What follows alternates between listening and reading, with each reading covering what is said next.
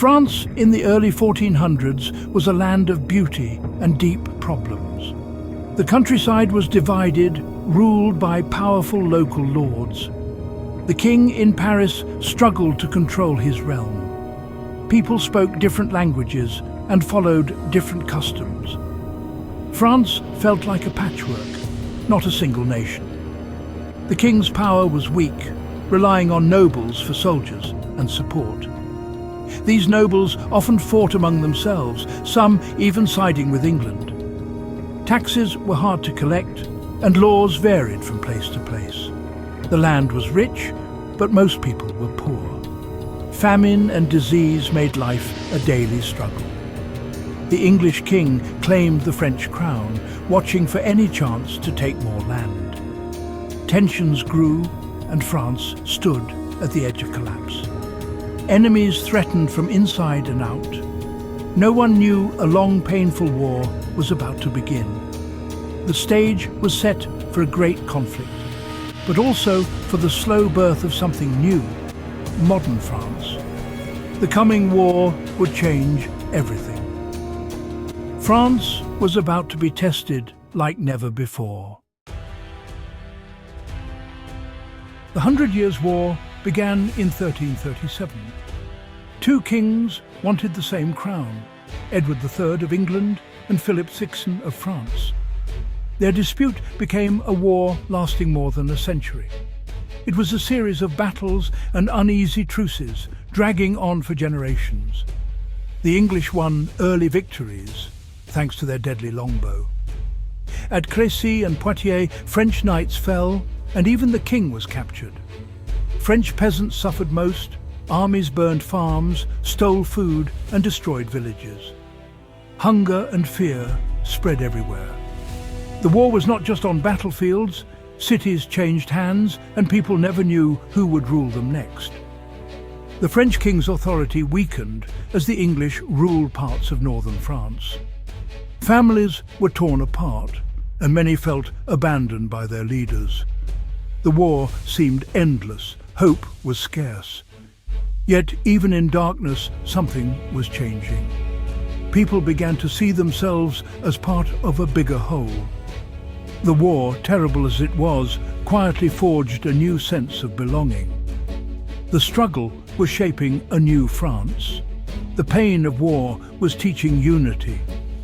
Out of chaos, a nation was slowly being born.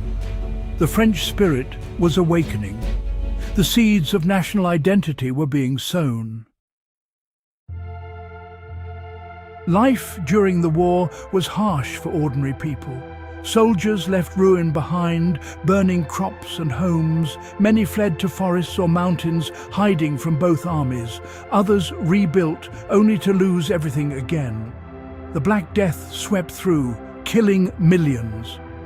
Towns fell silent, fields went untended, and hunger followed. Bread became rare, and hope was scarce. Mothers comforted children as fear crept in. Yet people did not give up. They survived by helping neighbors and sharing what little they had. Some joined bands of fighters to defend their homes. Others prayed for peace or a strong leader. The long war taught endurance and unity. Hard times brought people together. Through suffering, a shared French identity began to grow. Peasants, townsfolk, and nobles started to see themselves as part of something bigger. The war forced everyone to look beyond their own doors. This new sense of unity would change France forever. As the war dragged on, a new feeling began to stir in France. People started to see themselves as French, not just from their region. Shared suffering and a common enemy pushed them to unite. Writers and poets began using French instead of Latin. Songs and stories spoke of France as a motherland. The king became a symbol for all, and the fleur-de-lis appeared everywhere. Churches prayed for victory, and townsfolk cheered for heroes. The idea of France as one nation was powerful and new. It gave hope and pride to defend their land and language. Even the poorest learned to care about France as a whole.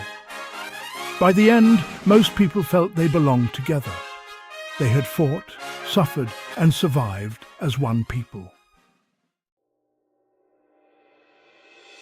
No story from the 100 Years' War is more famous than Joan of Arc's.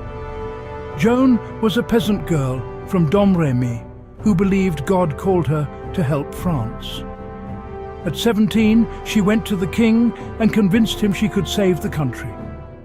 Joan led French soldiers to victory wearing armour and riding at the front. The most famous battle was at Orléans in 1429, where the French broke the English siege. The city was saved and hope returned. Many believed God was on France's side. But Joan's story ended in tragedy. She was captured, tried, and burned at the stake. Yet her bravery lived on. She became a symbol of French courage and faith.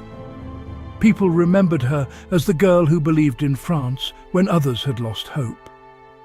Joan's example inspired many to keep fighting. Her actions and sacrifice helped unite the French people. She showed that even ordinary people could be heroes. Her legacy is still strong in France today. Joan's courage changed the course of the war. She gave France a reason to believe. Her spirit endures in French history. After years of struggle, the tide finally turned. French armies, stronger and more united, began to reclaim their land. The English lost key cities, and in 1453, Bordeaux fell. The war was over. France was whole again, with the English gone, except for one small port. Victory brought deep changes. King Charles VII rebuilt the country and created a standing army. New taxes supported this army, giving the king more power. French people could move freely and rebuild their lives. Towns grew, trade returned, and fields were planted again. The country was wounded, but healing. People remembered the long years of war, but were ready to build something better. The war had taught hard lessons and shown the strength of unity. France's future would be shaped by this new strength. The nation was ready for a new era. The end of the war marked a new chapter for France. The king became more powerful, making laws for the whole country. For the first time, France felt like one nation under one ruler. The king's reforms changed everything. He created a royal army and built new roads. Taxes were collected more fairly, and royal officials ran towns and villages. The law became the same everywhere. People could travel and trade more easily.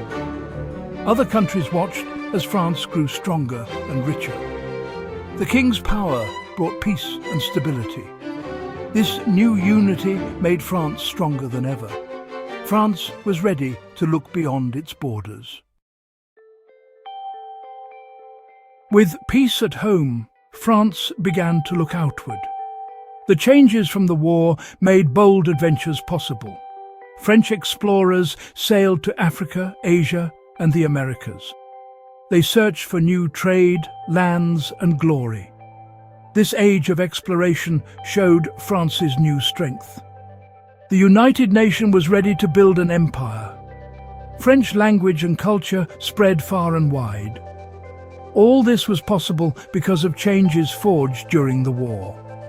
The hope in the nation's future made France a leader in Europe. New dreams were taking flight. The 100 Years' War ended centuries ago, but its legacy lives on. The sense of unity born in hardship remains strong. French people are proud of their language and nation. The power of a central government, shaped by those kings, still guides France. Modern France is known for its culture and its role in the world. All of this was made possible by the forging of a nation during the war. The lessons of unity and hope still inspire people today. France is more than old castles or famous food.